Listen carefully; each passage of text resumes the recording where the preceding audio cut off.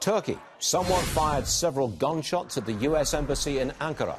The shots were fired from a car. They hit a window in a security cabin. Nobody hurt.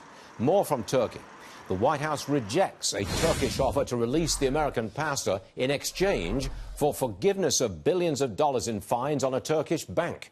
President Trump says he's not going to make any deal of any kind until the pastor is set free.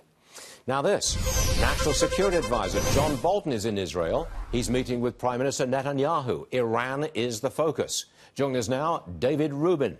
Come on in, David, because I want to know, what does Israel want America to do about Iran? Just stand with our backs behind Israel? Is that what you want?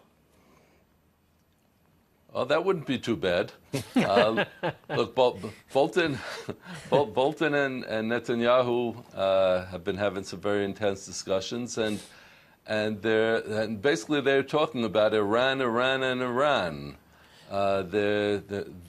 are some things that America is very concerned about, and they're basically the same things that Israel is concerned about. But David, if I'm not mistaken, Israel wants American military support should America and Israel and Saudi Arabia together decide that military action is required against Iran. That's what you want from us, I think. Oh. Well, I think passive military support would be very good as well. Look, Israel knows how to do what needs to be done if military action is needed. But right now, there are problems on several levels that are much more immediate. Right now, we have a problem of Iranian meddling in the American elections in 2000. Wait a minute. Hold on a second. Hold on a second, David. I know you can't hear me very well, but Iran meddling with American elections in 2016? Correct. We've not heard much about Correct. that. What did they do? Well, Secretary Bolton has expressed concern that there are several countries that are trying to meddle in the American midterms. And one of them is obviously Russia, and the other is North Korea, and the third one is Iran. And this was expressed by Secretary Bolton, not by me.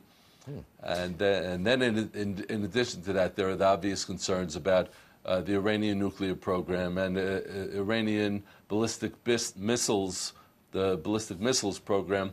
And in addition to that, of course, the Iranian involvement in Syria, which is a big topic of conversation right now. David, let's get right down to it. You probably can't tell me, but I'm going to ask anyway. Do you think John Bolton is meeting Prime Minister Netanyahu to plan an attack on Iran?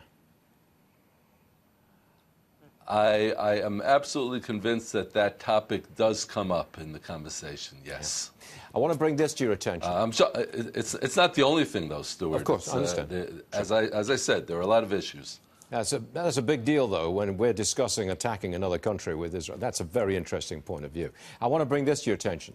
A new report claims President Trump told Jordan's King Abdullah that a one-state solution between Israel and Palestine could lead to an Israeli prime minister with the name Mohammed. What do you make of that? Well, Trump has a great sense of humor, but the humor is obviously based in a little bit of truth. If you look at the UK, look in England, the most popular name among British babies was Muhammad. So I think that says something right there about the problems in Europe, where the Muslim population is growing in leaps and bounds.